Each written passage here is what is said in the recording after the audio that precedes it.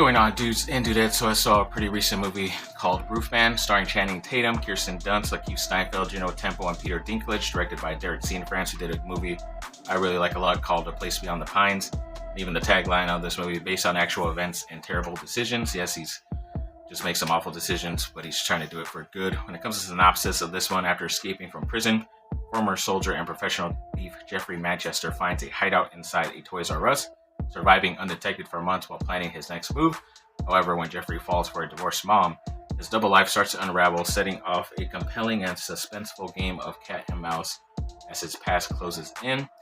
And yeah, he just tries to do stuff for his family at first, gets in trouble, escapes that prison, and has to hide out in this Toys R Us, ends up falling in love with one of the workers there, trying to do some good, even though he's trying to be still hiding too in a different state. And then they end up starting a relationship. He gets close to her and her daughters, and everything starts to go good until he starts realizing, I think, yeah, towards the end of the movie, he has a chance to leave eventually, but then he ends up deciding to go back and ends up getting caught because he just feels bad or something. I don't know. I guess he just didn't like the idea of him leaving and then never seeing this woman again. But I just always thought it was funny that nobody in that town knew who he was, even though it was like a big time story of him robbing 40 plus places and getting away with it. But I guess, news does not travel as far back at that time. But either way, yeah, it does.